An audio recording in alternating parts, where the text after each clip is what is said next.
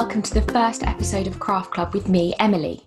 I work here at the National Archives. This week, we are meeting Merlin, who is a medical illustrator, and she'll be leading you through a fantastic activity inspired by some of the beautiful and unexpected documents here at the National Archives. If you haven't watched my introductory video on what the National Archives is, then you may want to press pause here and join me again when you're ready. For this activity, you'll need a few materials to get going, and you can find a materials list back on the main activity page. Remember, you can do this activity at any time you like, and you can work alone or with a partner. Join me again after, where I will tell you more about some of the beautiful documents that Merlin has shown you. Hi there, my name is Merlin Strangeway and I'm an illustrator, a medical artist and the creative director of Drawn to Medicine. So I'll be sharing with you today a little workshop that I've devised, which is fusing illustration, art, science, and also thinking a bit about your health and your well-being. And I'm hoping that with the support of the handouts, which will be provided by the National Archives online, you'll be able to follow this simple set of instructions and have a really interesting illustration result at the end of it. It's suitable for all ages. You don't need to be confident at illustrating or drawing at all. I'm going to guide you through and talk to you a little bit about creating an illustrated body map that explores your feelings, where they sit in your body, and makes you reflect a little bit on what your feelings might look like if you turn them into a picture. So just as a bit of context, this workshop has been devised by looking at some really interesting archival documents from the National Archives collection. And I spent some time looking through, seeing what medical illustrations were available at the National Archives, and they've got some really fascinating documents. And one of the documents that I came across are some Chinese anatomical diagrams from 1857 to 1859. And there'll be a handout that you'll be able to access, which will look a little like this, and it illustrates the two archival documents. Now, these illustrations drawn in 1857 are incredible drawings of the human figure, and they're mapping all sorts of areas of the body and trying to understand the anatomical structures both on the inside and also the different pressure points and body areas that might be important for a doctor looking at a patient who maybe has an illness or a sickness that they want support with. So these drawings are a mixture of text and image, and the illustrations are trying to communicate a message about health and wellness. And what I really liked about these illustrations was that they weren't too worried about being really scientifically accurate in drawing the body. Instead, they seemed to be exploring a sense of the personality of the figure. You get a sense in the line work that the artist has drawn them with freeness in the hand, quite a lot of passion, and that it's their interpretation of the body as well.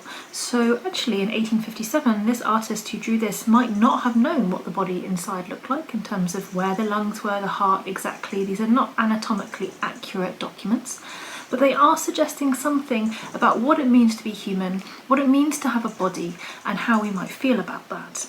So I do urge you to take a little bit of time just to have a look at these anatomical diagrams and see if you can spot where the organs are that have been drawn on.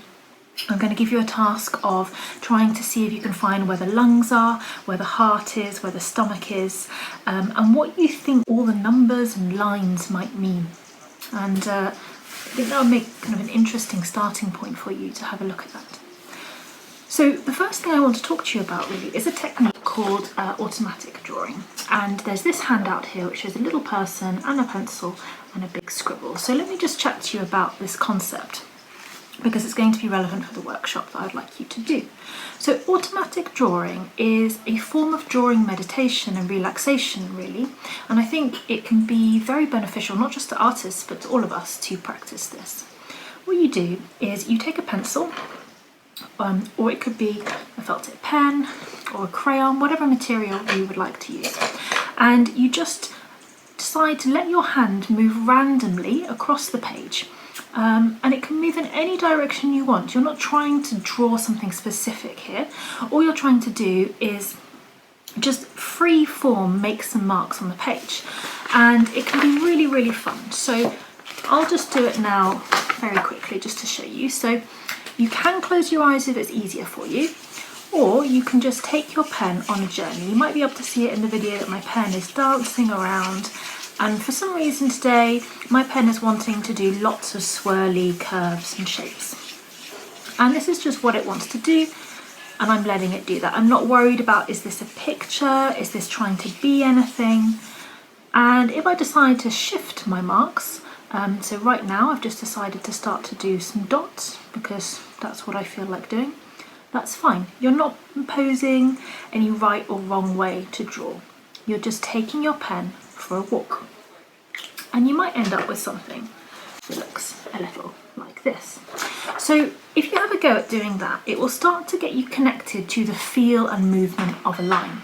And you'll see that some lines are very, very wiggly and some might be short dots, and those feel differently. So having drawn your automatic drawing, you might get a sense that certain marks make you feel a certain way. It might be that when you do very curvy marks, it makes you feel quite relaxed or energized. When you do lots of scratchy, hard, short marks, maybe it makes you feel a little bit angry. And this is what's quite interesting about drawing and making marks, is that they have in them the potential to illustrate a feeling and an emotional state. And the workshop today is really about thinking about how we draw these states of feeling. And instead of doing an anatomical atlas, which maps and draws the body's bones and organs and all the structural systems, it actually tries to map our thoughts and our feelings. So an atlas of being, an atlas of self, and a body that illustrates feeling. I think this is quite an interesting technique to do, especially in these very difficult times where we are facing a very hard landscape and there's a lot of uncertainty at the moment, and schools might have been shut, your parents might be feeling a bit stressed. So it's really important that we can, as a family and as individuals, connect to how we're feeling and have ways to express that. And I feel that drawing is a really powerful way to explore this. So this handout, which again you'll have available and you can have a look at it on the computer or you can print it out, is just showing an automatic drawing that I did whilst listening to some music. You can see there that perhaps some of the dots and shapes reflect a little bit a musical score. So what we're going to do now is we're going to think about how we're going to map automatic drawing to a figure. So anatomical atlases normally chart and map the body's biological anatomy, and that is so that surgeons, doctors, patients can better understand what the body is like on the outside and the inside. But what I have drawn here on this handout is a little character design of a little figure, and I thought we could use this to explore an anatomical atlas of feeling. So there's 4 different poses here of this little figure, and I don't mind which one you want to use. On the other handout that has the full body, I've just done the figure facing forward because I thought maybe that gives you the most access to draw on or to colour in. But also what's important to say is you don't have to use my drawings. If you want to draw your own character, then absolutely do that. You might want to draw a character from a storybook you like, you might want to draw one from a TV programme. It could be that you draw yourself. Maybe you would like to do a self-portrait, or maybe someone in your family, a brother, your sister, anyone that you can think of, you can make up from your imagination a character. The only thing that I would say is don't make the drawing too complicated, because we're actually going to draw on top of it. We're going to map an atlas on top of this drawing. So my tip would be to keep it fairly simple with the lines. Be kind to yourself as you draw it, because it's quite difficult to draw a figure sometimes. And just have fun, just exploring, using your imagination to draw. If you would like to just use the character designs that I've done, then what you need to do is have access to this particular handout, because it's on this one we're going to start to draw the anatomy of feeling. So what we want to do is we want to have a think about how we might be feeling, and we're going to map that onto this handout using mark making, using automatic drawing techniques, and thinking about the theory of colour. So colour is really important to illustrators. It's very important to medical illustrators because according to what colours you use in your illustrations, you can create different senses, different feelings, and explain different structures. And colour is very culturally specific, and what that means is for some cultures the colour yellow might feel very optimistic, very sunny, very happy. And for other areas in the world, that colour might be seen as bad luck, might be seen as very sinister, might be seen as very sad. So this is something that's quite interesting about colour. We think it's universal, and it's really not. It's specific to societies and to the history that we live in. Another thing that's interesting is just because I might see a colour as blue or pink or yellow, that doesn't mean that my friend does or that my daughter does. So everyone has a different way of viewing colour. There's no right or wrong way. Everything is just unique to how you view and experience it. So for me, for instance, if I'm feeling very nervous, I might think of the colour green. And I think for me, I think of that because maybe I'm thinking, or in my stomach it's feeling a little bit sick and it's churning and I've got butterflies, and maybe the green makes me think of that. If I'm feeling very calm, very peaceful, I might think of a light blue. If I'm feeling very energized, very excited, if I'm feeling lots of love, I might think of the colour red. So first of all, I want you just to get a selection of pens, felt tip pens or crayons that are different colours so that we can think about the different feelings that might be drawn.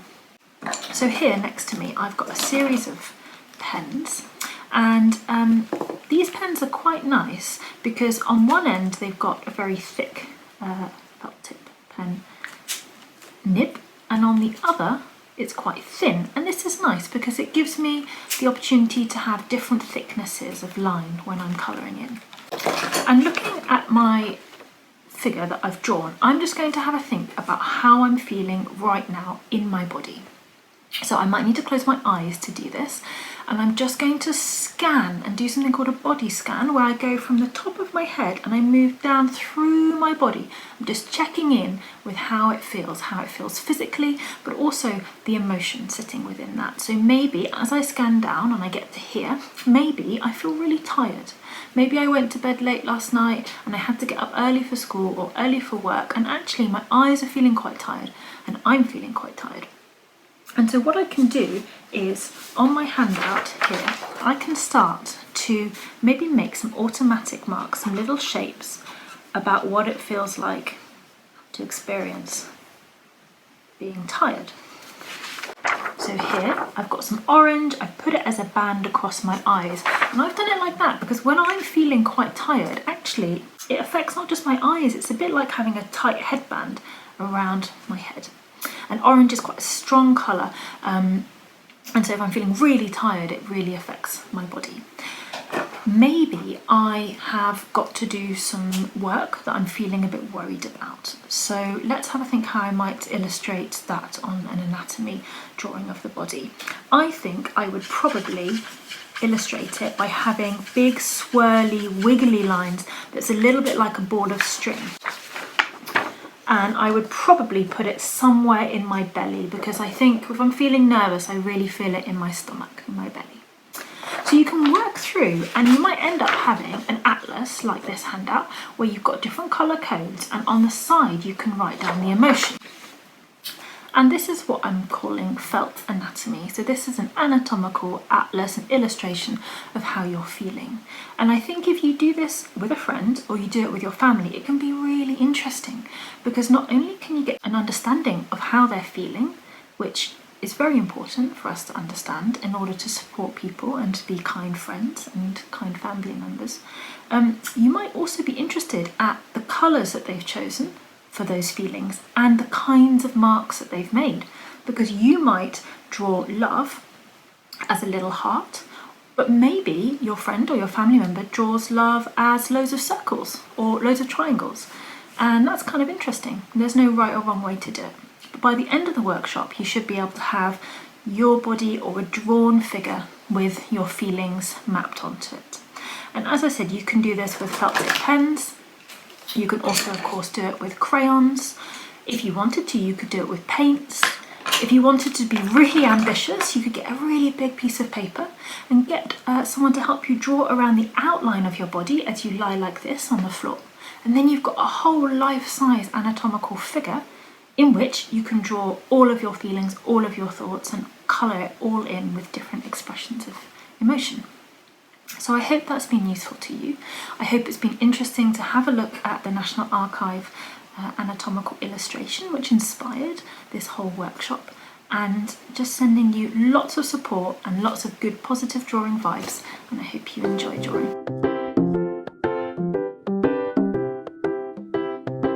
Hello again and welcome back.